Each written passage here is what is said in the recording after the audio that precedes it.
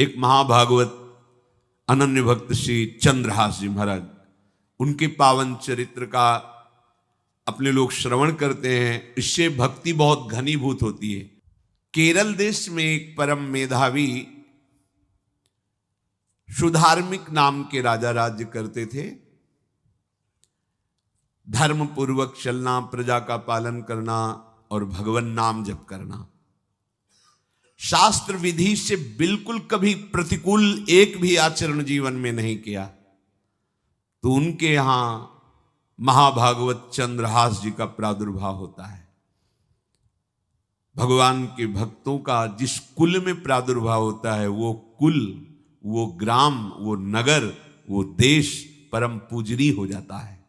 ये महाभाग्यशाली मूल नक्षत्र में प्रकट हुए। लौकिक में अमंगल माना जाता है और भाव में देखो तो मूल कौन है? नक्षत्र भगवान।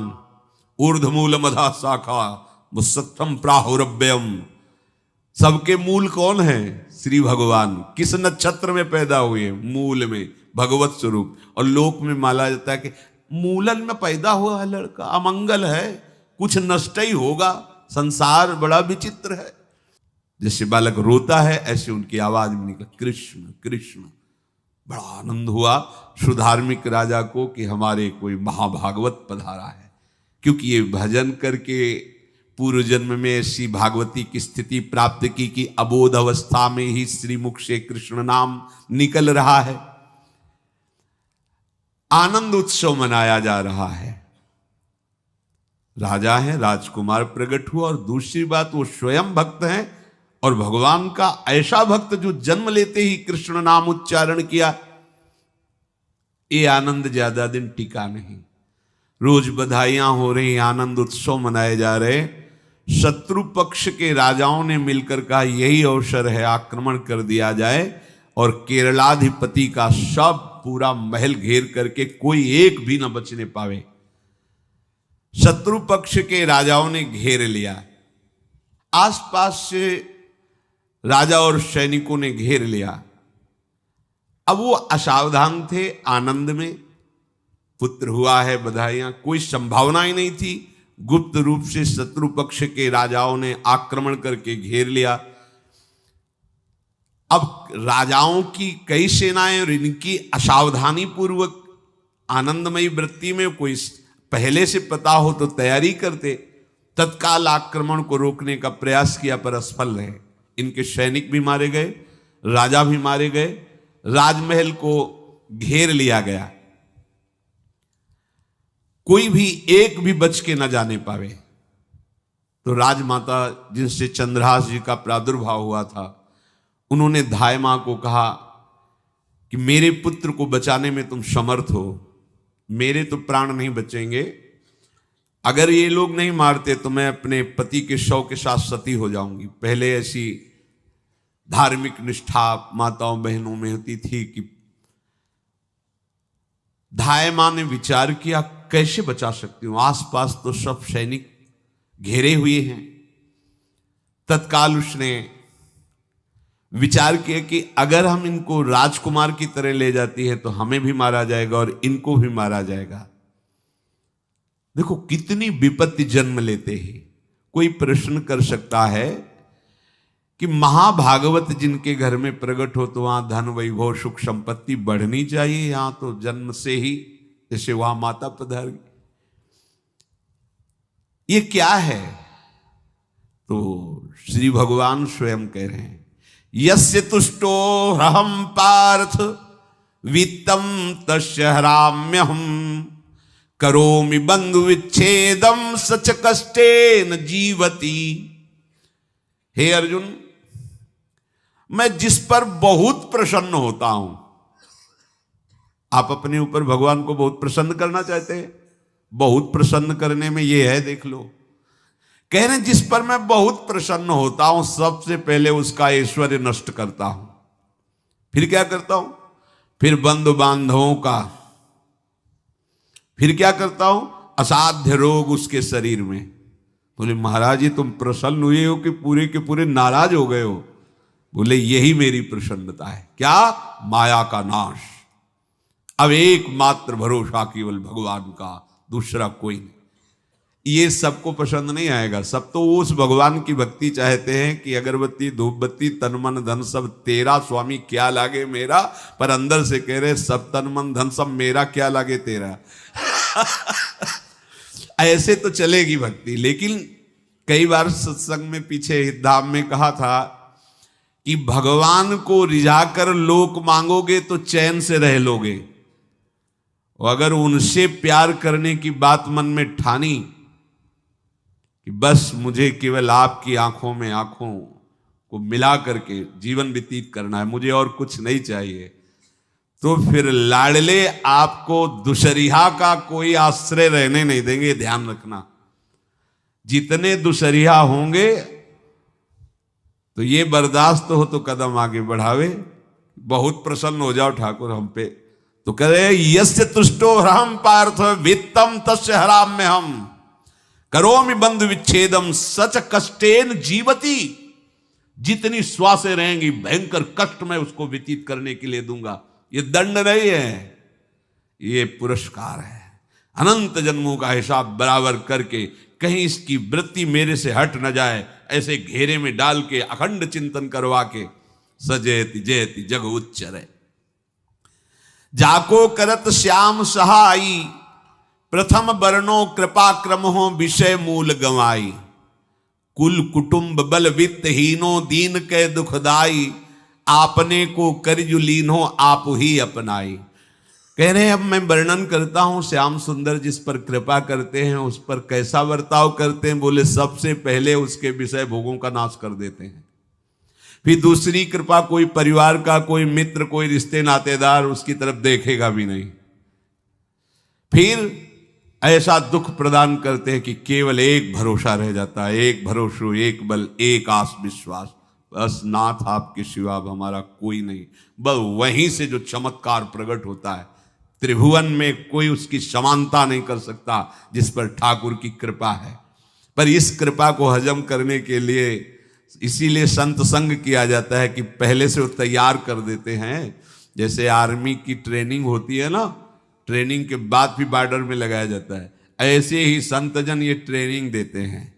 अब जो टिके तो टिके, नहीं तो घर बैठे जाके, और अगर टिक गया तो गुरु मेहरबान तो चेला पहलवान, भगवान भी परास्त नहीं कर सकते। उसमें ऐसी सामर्थ्य आ जाती है कि हर प्रभु के द्वारा दिए गए विधान को हंस करके स्वीकार कर लेता है। और ऐसा नहीं कि उसको कष्ट होता है, ये लोक भाषा में भगवान कह रहे हैं सच कष्टेन जीविता। नहीं तो जिस चिदानंद में वो सुख भोगता है वो ब्रह्मा को भी नहीं प्राप्त है जो भक्त को प्राप्त होता है। भक्त का वैभव दिव्य होता है, चिदानंद में होता है। ये तो पापियों के पास भी वैभव है, रुपया पैसा कुटुंब परिवार। भगवान के दास के पास जो वैभव होता है वो अचिंत्य है, तुम चिंतन भी नहीं कर सकते, ऐसा वैभव होता है। धाय माने सेविका का रूप तत्काल लिया, जिससे पोछा झाड़ू लगाने वाले, और कुछ दोने पत्तल डाले, उनके नीचे चंद्रहास जी को डाला, ऊपर से करके इसे माथे पे रख के निकली। सैनिकों ने पूछा इसमें क्या है, तुम उनका राजघराने के दोने पत्ते जूठे दिखा। ऐसे नीचे किया तो देखा सब ऊपर जूठन पड़ा। हाँ चल निकल जल्दी, भाग यहां से निकल। बस वो भागी, बचा ले गई।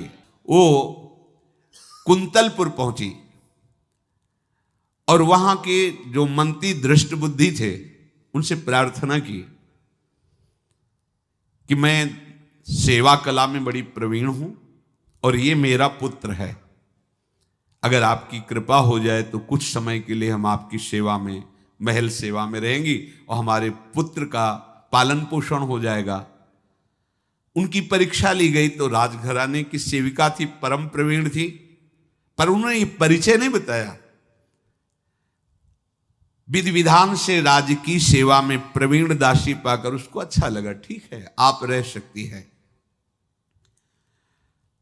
अभी चंद्रहास जी 3 वर्ष के ही थे कि धायमा पधार गई और ये हर समय कृष्ण कृष्ण कृष्ण कृष्ण कृष्ण नाम इनके चलता रहता था। अब जो उनका दुलार करने वाली थी धायमा, वो भी पधार गई तो कौन उनकी तरफ देखे। पर बहुत ही गौर वर्ण, बड़े ही सुंदर अब वो गलियों में भटकने, निकाल दिया महल से जब धाय माँ मर गई, क्योंकि धाय माँ की सेवा कारण उनको रखा गया था। 3 वर्ष के बालक गलियों में, तो कोई भी माँ देखती उनको तो कोई उनको वस्त्र पहना देती, कोई भोजन करा देती। ऐसे ही भगवान के भक्तों की बड़ी विचित्र लीला होती है। यहां चंद्रहास जी को जो भी माता बहन देखती कुंतलपुर के गलियों में, तो कोई वस्त्र, कोई स्नान करवा देती, कोई काजल लगाती, कोई भोजन पवा देती। परमहंसों जैसा जीवन कट रहा है। कृष्ण कृष्ण कृष्ण कृष्ण। 14 भुवनों में जिनकी अव्याहत गति है, जो सबको देखते रहते हैं, श्री देवर्षि नारद जी। ये कृष्ण कृष्ण बोलता है बालक, और इसका हरि के सिवा कोई नहीं। तो एक दिन एकांत में बैठे हुए थे बालक चंद्रहास जी, नारद जी पधारे हैं, भाई जी से मिले हैं। स्वप्न में कितने महापुरुष मिलते हैं जो भजन ठीक से करते हैं, ये बड़े बड़े महापुरुष आकर के उपदेश करते हैं। ये त्रिकाल सत्य हैं, कोई ऐसा नहीं है कि ये कहानी हैं, अभी हैं। जहां आप भगवत चिंतन करेंगे तो आपको परिचय बड़े बड़े महापुरुषों का मिलने लगेगा। नारद जी आए तो देखा आंख बंद की हुई चंद्रहास जी कृष्ण कृष्ण कृष्ण कृष्ण कृष्ण ऐसा उच्चारण कर रहे। त्रिकालज्ञ सर्वज्ञ नारद जी ने देखा कि ओहो, इतना छोटा बालक और कृष्ण कृष्ण बोल रहा है। नारद जी ने स्पर्श किया दुलार करते हुए, सुनो आंख खोलो। आंख खोल के देखा श्री देवर्षि नारद जी।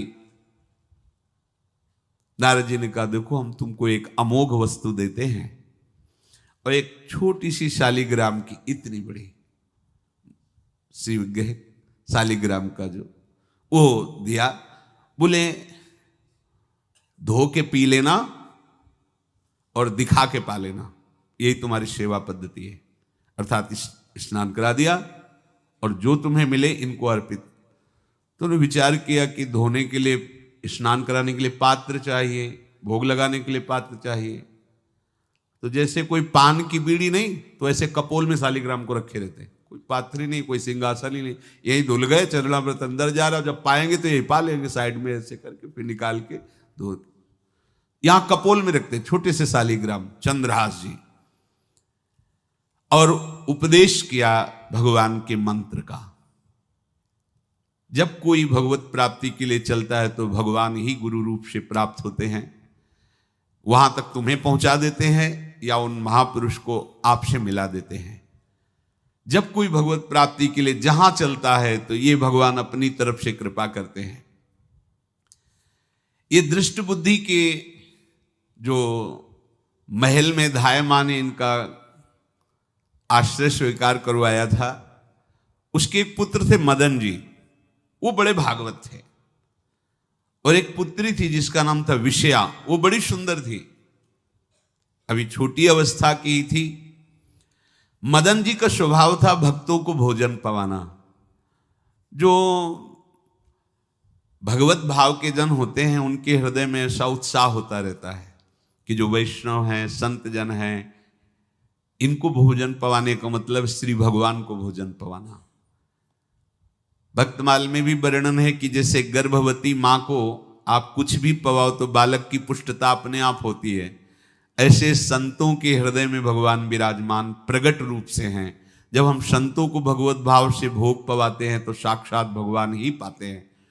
और मदन थे भगवत भाव के, तो उन्होंने बुलाया बड़े बड़े भक्तों को और ब्राह्मणों को।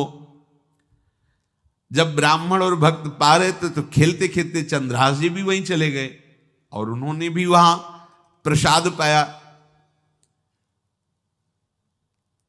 अब बड़े बड़े ब्राह्मणों में एक ज्योतिषाचार्य थे।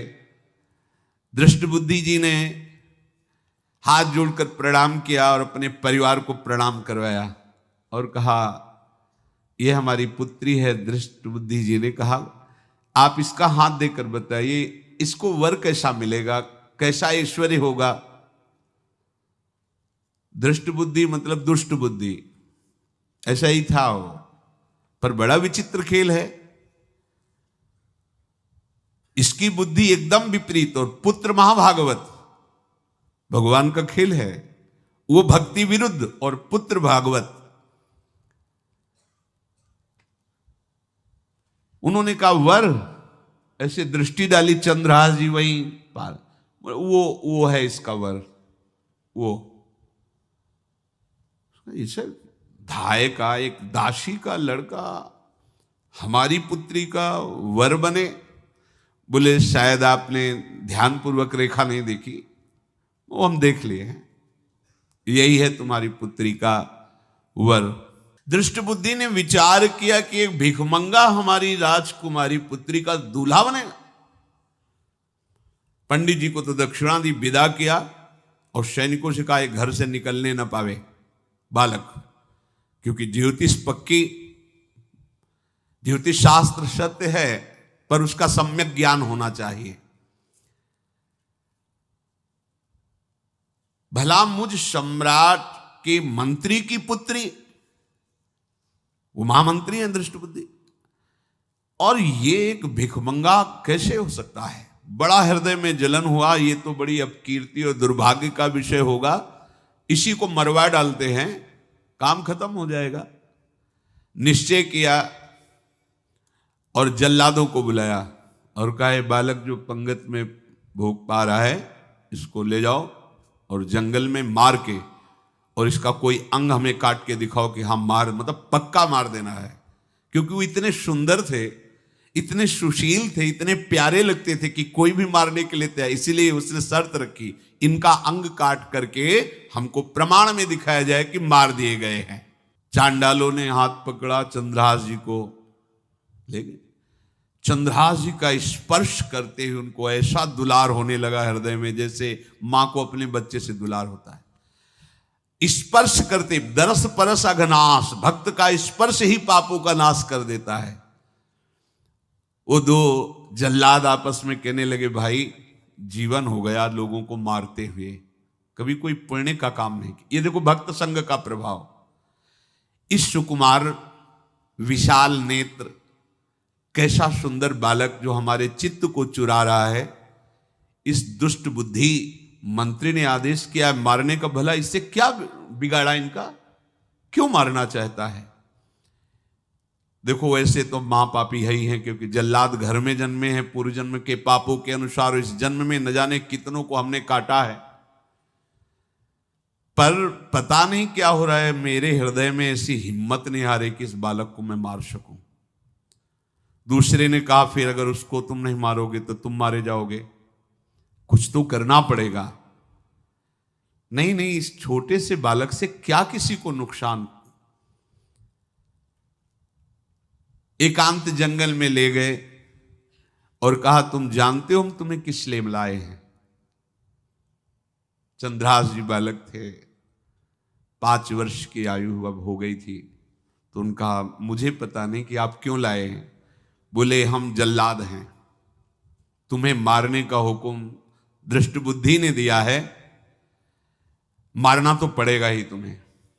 हमारी इच्छा नहीं कि मारें, पर हम तुम्हें अंतिम बात पूछते, तुम्हें कुछ भी पसंद हो, कुछ भी, तो तुम कहो हम तुम्हारे लिए ला के देंगे, जो तुम्हें चाहिए बोलो, पर हमें वध करना पड़ेगा तुम्हारा। तो उनका मुझे कुछ और नहीं चाहिए, बस थोड़ा सा समय चाहिए। यदि आप मारना ही चाहते हो तो थोड़ा हमारी पूजा है हम कर लें, इसके बाद मार लीजिए।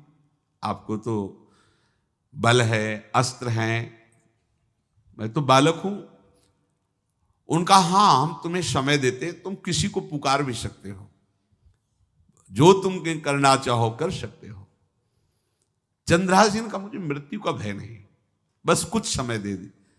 पूरा महाभारत हो गया था, टिटिहरी के अंडे नहीं फूटे थे। वहीं एक टिटिहरी का, तो टिटिहरी एक पक्षी होती है ना, टे टे करके उड़ती है, तो उसके अंडों के ऊपर एक हाथी का घंटा हो गया, गिर गया ऐसे। सब पूरा महाभारत में सब नष्ट भ्रष्ट, वो अंडे वैसे सुरक्षित। तो जो प्रभु भारत युद्ध में राखे भरुही अंड, सोई मुंह को राखे जो राखत ब्रह्मांड।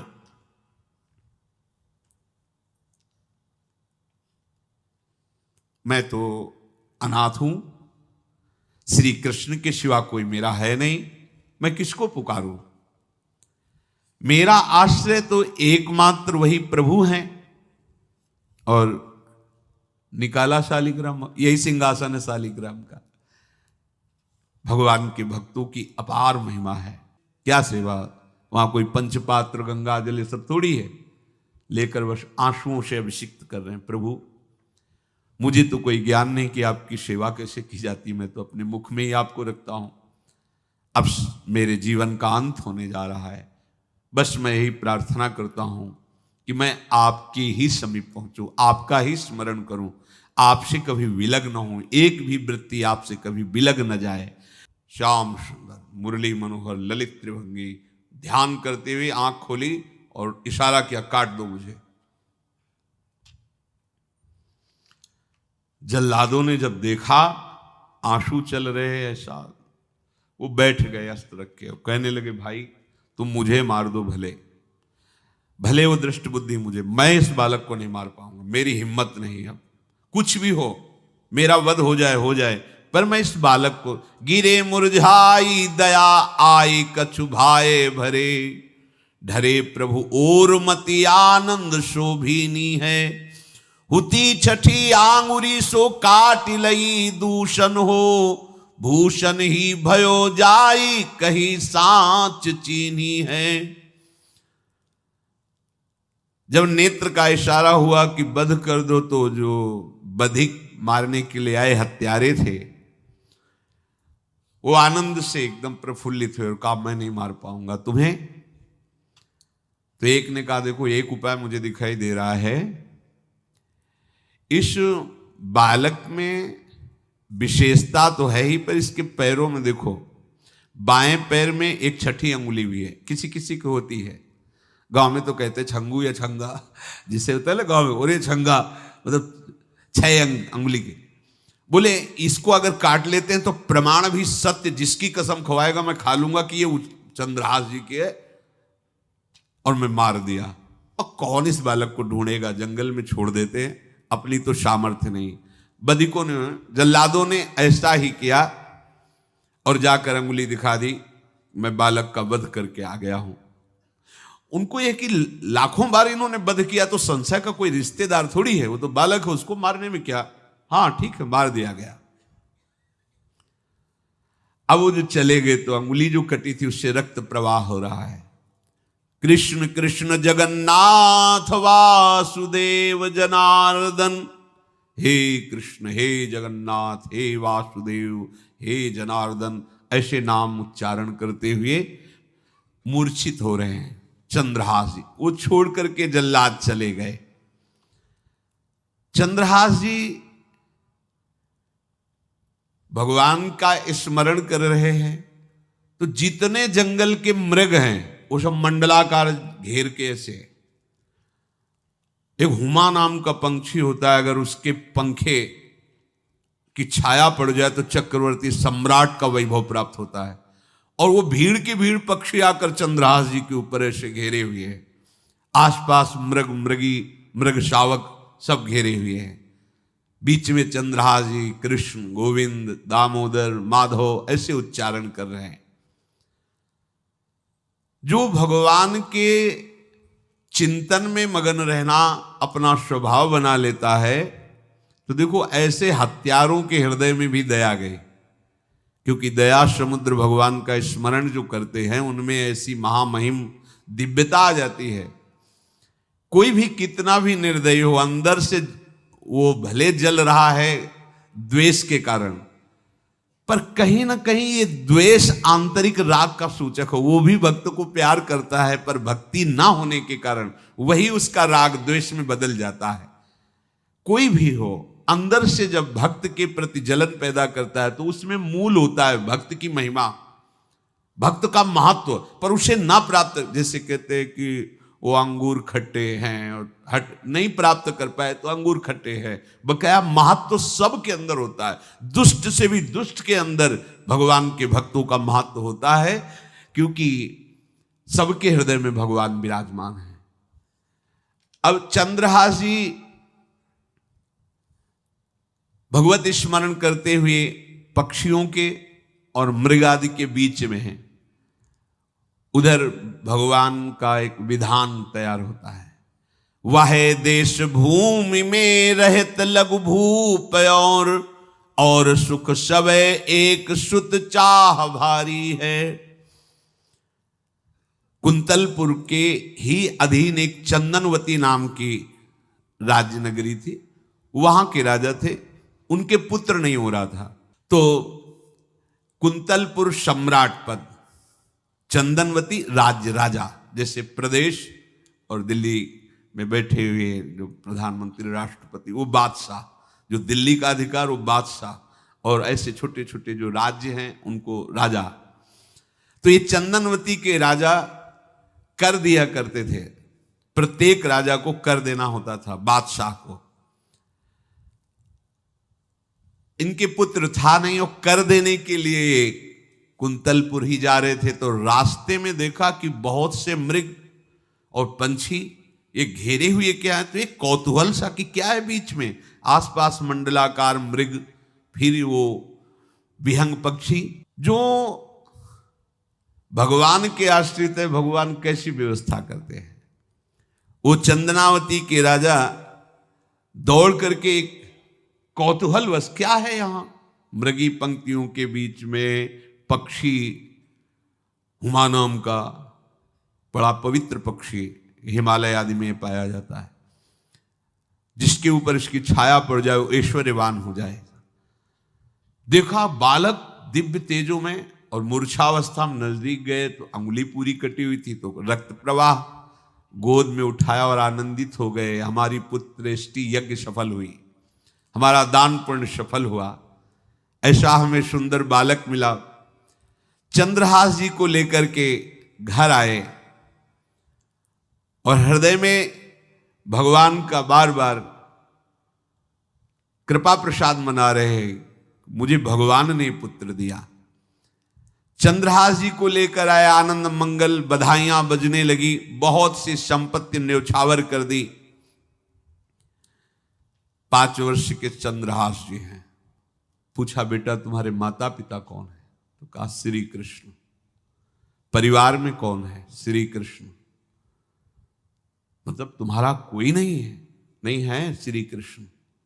समझ गए कि भगवान ही हमें कृपा करके ऐसे महाभागवत पुत्र को दिया। और है कौन, वास्तविक कोई नहीं श्री कृष्ण के सिवा।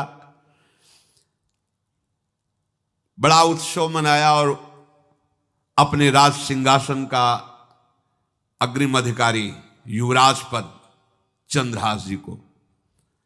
अब तो पूरे राज्य में आनंद की वर्षा हो रही। राजा मन में विचार कर रहे हैं कि ऐसा प्रतापी भक्त हमारे यहां आया है, अब हमको किसी को कर देने की जरूरत नहीं। तो जो हर महीने वर्ष में जो बंधा हुआ कर था उन्होंने नहीं दिया। 1 बार 2 बार 3 बार जब कर नहीं पहुंचा तो सम्राट ने आदेश किया मंत्री को कि चंदनावती से कराना बंद हो गया है। क्या बात है? यदि वो अहंकार से युक्त हो तो आक्रमण करके नष्ट करो, यदि समस्या है तो उसका सहयोग करो। बादशाह के आदेश से वहां दृष्ट बुद्धि पहुंचे तो युवराज पद पर चंद्रहास जी विराज, जिनको मारने के लिए जल्लादों के हाथ में दे दिया था। पूरे पूर्वासी ऐसा प्रभाव चंद्रहास जी का है कि सब कृष्ण भजन करते हैं, सब आनंद में मगन रहते हैं। चंद्रहास जी थोड़ा सयाने हो गए थे तो पूर्ववासियों को उपदेश देते, एक बार हमारे राज्य में भोजन पाया जाएगा 24 घंटे में, और सबके घरों से आरती की शंखनाद घंटानाद सुनाई देना चाहिए। सबके यहां शाम के रोज नाम कीर्तन और भगवत कथा होनी चाहिए, क्योंकि आयुष्यम चपलम तादृक जल बुद्बुद सन्निभम चिंतयध्वम जनामूढ़ा माधवम वर्षम सुस्थिरम। भाइयों, ये आयु बड़ी चंचल है, कब शरीर छूट जाए पता नहीं, पानी का बुलबुला कब फूट जाए कोई पता नहीं। इसलिए माधव श्री कृष्ण का नाम कीर्तन, उनकी आरती पूजा, उनका ध्यान और 1 टाइम भोजन। पूरे नगर में अब सोचो कितना भक्ति का प्रभाव होता है। पूरा नगर में, हर घर में आरती, पूजा, कीर्तन। चक्रवर्ती सम्राट के लक्षण स्वाभाविक चंद्रहास जी में प्रकट होते थे। अब दृष्ट बुद्धि जब वहां गया, देखा युवराज पद पर, पहचाना कि वही बालक है, ये तो चंद्रहास है, क्योंकि काफी समय तो महल में ही रहे थे धाय मां के साथ और अच्छे से पहचान थी। अब उन्होंने विचार किया कि ये तो बहुत अनिष्ट हो गया, हमने तो मारना निश्चित किया था और जल्लादों ने इसको छोड़ दिया और अब तो ये राजा का राजकुमार बन गया। तो राजा से कहा कि पहली बात, युवराज पद पर बैठालने के पहले तुम्हें सम्राट को सूचना देनी चाहिए थी। दूसरी बात, अभी तक तुमने कर नहीं दिया। जानते हो कि अगर सम्राट का भाव बदल गया तो एक क्षण में तुम्हारे राज्य को नष्ट कर दिया जाएगा। तो राजा ने हाथ जोड़कर, चंद्रावती के राजा ने कहा, महाराज आप ही अब हमारी रक्षा कर सकते हो। तो उसकी दृष्टि चंद्रहास पर थी, इसको मरवाना है, क्योंकि पंडित ने बताया था यही पति बनेगा। अरे तो अब तो आनंदित होना चाहिए कि अब तो राजा बनेगा, अब तो बढ़िया है। लेकिन चंद्रहास जी को यदि आप सम्राट के पास भेज देते हैं और सम्राट निश्चित प्रसन्न हो जाएंगे चंद्रहास को देख के, तो वो तुम्हारे इस अपराध को क्षमा कर देंगे। युवराज पद दे दिया और भेंट नहीं दी, कर नहीं दिया महीनों से, तो ऐसा करो चंद्रहास जी को भेज दो। राजा ने स्वीकार कर लिया। और पहले लोग बिल्कुल धर्म से चलते थे, कहीं भी अधर्म का लेश नहीं। एक चिट्ठी लिखी दृष्ट बुद्धि ने और चंद्रहास जी से कहा खोल के पढ़ना नहीं, मेरे पुत्र मदन को देना जाके, और मदन तुम्हें फिर आगे का कार्य सम्राट से मिलाना, माफी करवा देना, ये सब करवा देगा, पर ये चिट्ठी तुम रास्ते में खोल के नहीं देखना। और वैसे भी किसी का पत्र खोल के देखने का धर्म नहीं कहता। अगर कोई पत्र दे तो ये नहीं कि इसमें क्या लिखा है, नहीं, या तो हिम्मत नहीं है, इतनी धैर्य नहीं है तो मत लो। अगर धैर्य है तो हाथ में लेकर जहां तक पहुंचाना वहां तक पहुंचा दो, नहीं तो वो कार्य ही मत लो। ये अधर्म है कि आप बीच में उसको खोलकर पढ़े। पहले लोग बहुत धर्मात्मा होते थे, एक एक बात धर्मयुक्त होती थी। चंद्रहास जी को चिट्ठी दी, चंद्रहास जी ने पत्र को अपनी पाग में खोस लिया और कुंतलपुर के लिए चले। अब इनका किशोर अवस्था में प्रवेश हो चुका था। एक सुंदर कुंतलपुर के बाहरी रमणीय बगीचा था, वृक्ष बहुत सुंदर सुंदर, पुष्प वाटिका भी, बड़ा मनोरम लगा।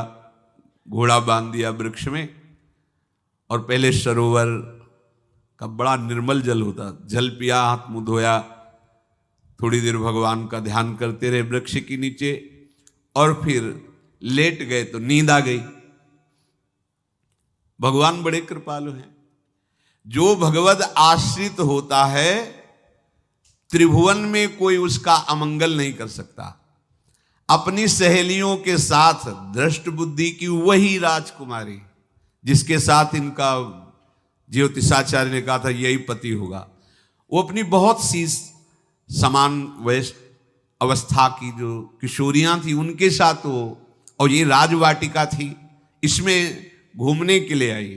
तो घोड़ा देखा तो उसने कहा यहां किसी का घोड़ा कैसे आ सकता है, हमें लगता है कोई यात्री इसमें प्रवेश कर गया, उसको पता नहीं होगा कि राजवाटिका है। वो अपने सहेलियों के साथ घूमते हुए उसी वृक्ष के नीचे पहुंची। जा चंद्रहास नौ किशोर अवस्था, और जो भगवान का भजन करते हैं उनमें एक विशेष आकर्षण होता है जो साधारण आदमियों में नहीं होता। वो कैसा भी रूप हो उससे मतलब आकर्षण होता है, ऐसा लगता है इनके समीप बैठे रहे, इनको देखते रहे, इनकी बातें सुनते रहे, उनमें भगवत आकर्षण होता है। आंख मुंदी हुई शोर है, देखते ही पूर्व विधान के अनुसार उसका चित्त लुट गया। इतना सुंदर नौ किशोर अवस्था, आसपास देखा तो सखियां खेलने में लगी थी। पाग में एक चिट्ठी सी दिखाई दी तो झुक करके चुपचाप ऐसे नौ किशोर अवस्था में चंचलता भी होती है, चिट्ठी खोल करके देखा तो वैसे ही रूप माधुरी में आसक्त हो गई थी, पूर्व संस्कार से आकर्षण भी हुआ।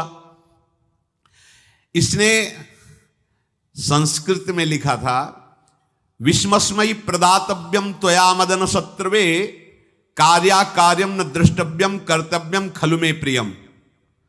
मदन पुत्र, उनके नाम था मदन। अय मदन, बिना कुछ विचार किए इसको विष दे देना जाते ही।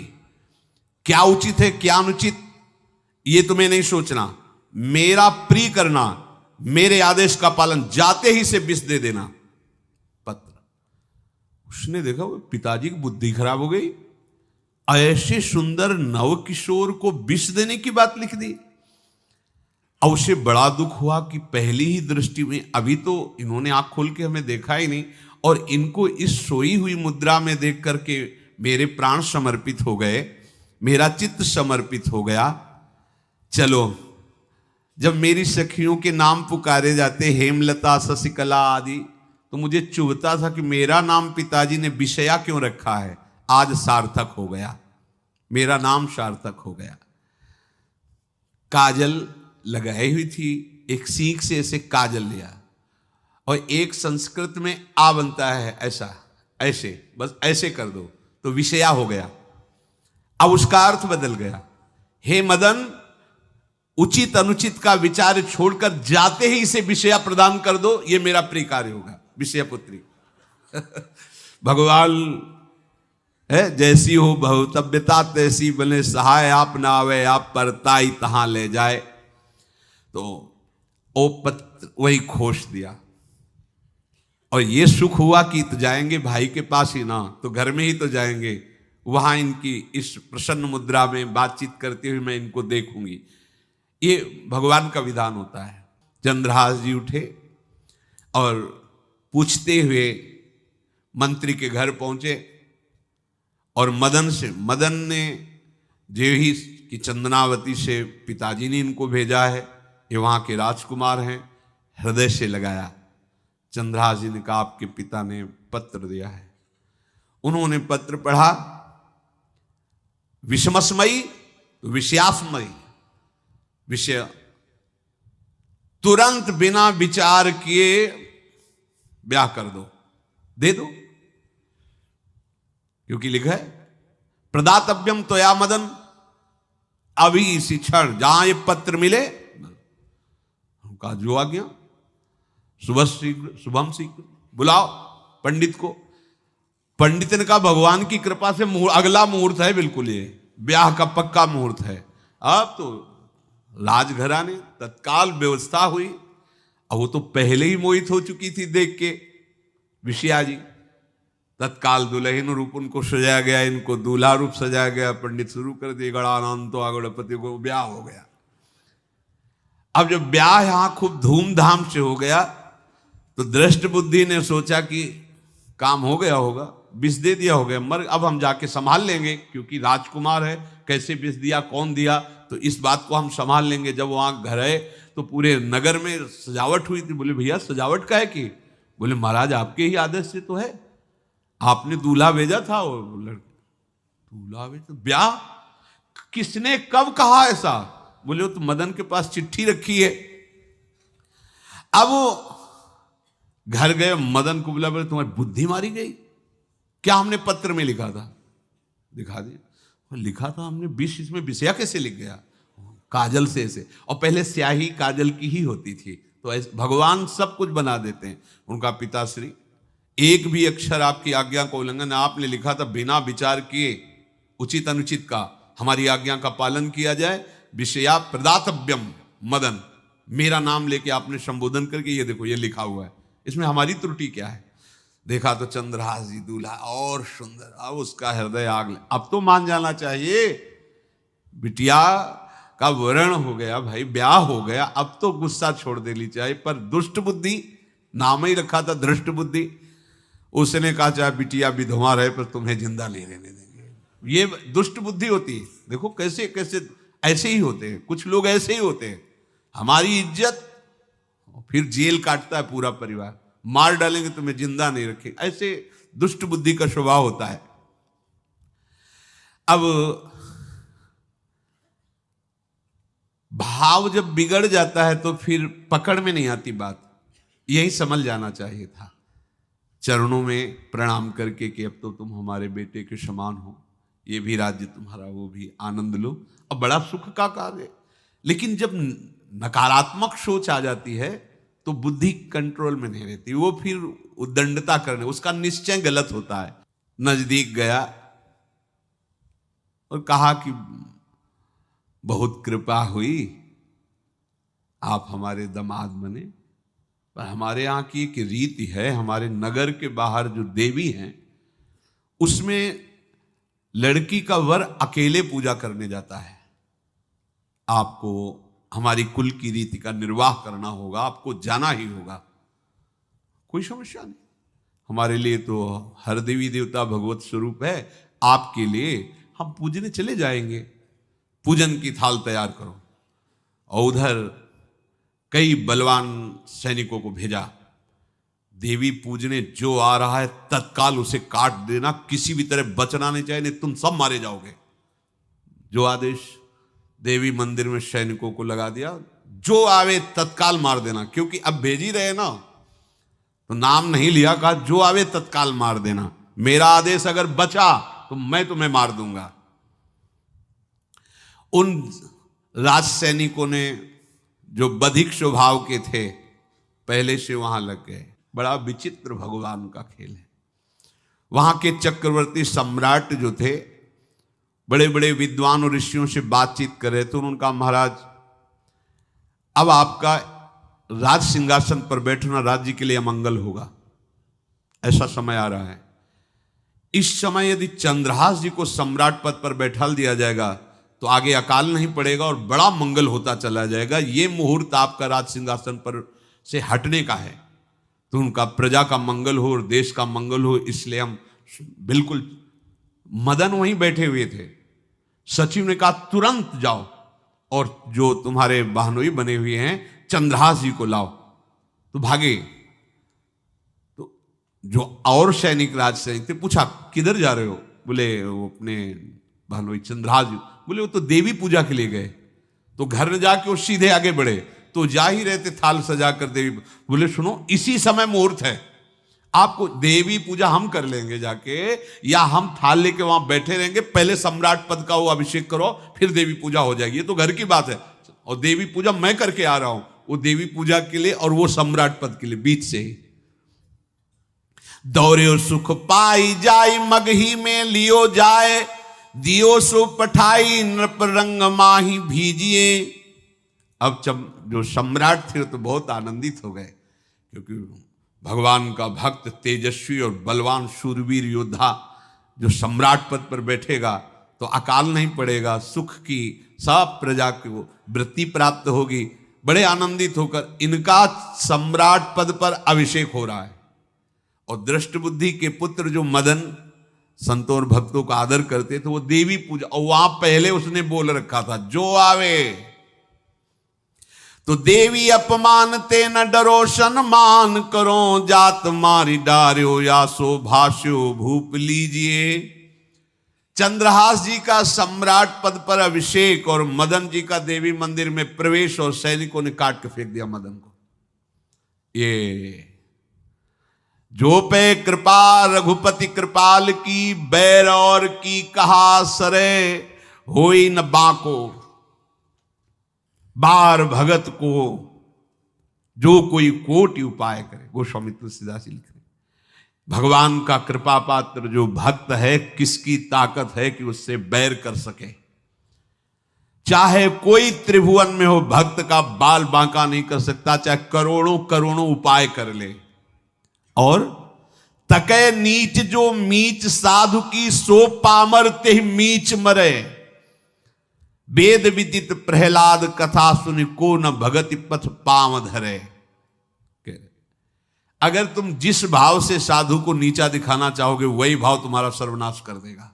वैसे ही देखो सर्वनाश हुआ ना, एक ही पुत्र, और इसके आदेश से वह उल्टा खेल हो गया, पुत्र की ही हत्या हो गई, और चंद्रहास जी को सम्राट पद पर अभिषेक किया जा रहा है। अब दृष्ट बुद्धि ने बड़ी प्रसन्नता अंदर है कि वो तो मार दिया गया होगा। सैनिक आए और बोले महाराज आपके पुत्र का वध हो गया है। पुत्र का वध कैसे? बोले आपने कहा था जो आए उसे मार देना, तो आपका पुत्र ही थाल लेकर पूजन, वो तो चंद्रहास, बोले उनका तो अभिषेक हो गया सम्राट पद पे, ये कैसे हो गया? अब अंदर भारी दुख उनके हृदय में, उन्होंने बताया कि तुम्हारे पुत्र को तो हम लोगों ने ही काट डाला आपके आदेश के अनुसार, आपने कहा था जो जाए उसे काट। अब तो छाती पीट पीट के, माथा फोड़ फोड़ के खूब रो रहा है। किसी का कोई भी बस नहीं चल सकता भगवान के भक्त के ऊपर। तंत्र मंत्र दुनिया का जितना भी सामर्थ्य है, ये भक्ति को ऐसे खिलवाड़ नहीं है। अब वो बार बार मैं कितना भागी, हाय मैं कितना भागी, अपने पुत्र को ही मरवा दिया, ये हाहाकार करके रो रहा है। चंद्रहास जी ने जब सुना तो उन्होंने कहा अरे मृत्यु तो मेरी निश्चित थी, फिर मदन भैया को वो मेरी मृत्यु प्राप्त हुई। नहीं नहीं, ऐसा नहीं हो सकता, मैं अभी जाता हूं। वहां गए, देखिए सब कटे, अंगों को रखा, भगवान का ध्यान करते स्मरण करते से हाथ फेरा, उठ के बैठ गए। अब ये घटना तो उनको पता नहीं थी, दृष्ट बुद्धि को उन्होंने खोपड़ी फोड़ करके अपनी हत्या कर ली। उनको जिला के आए तो फिर उनको जिलाया और कहा पिताजी अब कृष्ण कृष्ण जपो। अब उनकी बुद्धि शुद्ध हुई और भगवान का आश्रय लेकर के वो अपने जीवन को भगवत भक्ति में बनाए। तो जो भगवान का भक्त है उससे द्रोह करने वाले को भी परम मंगल ही देते हैं भक्त, पर भक्ति में अनन्यता की आवश्यकता है। प्रारंभ इहलोक परलोक के सारे सुखों को भगवान के चरणों में समर्पित करके किसी व्यक्ति वस्तु स्थान का आश्रय नहीं होना चाहिए।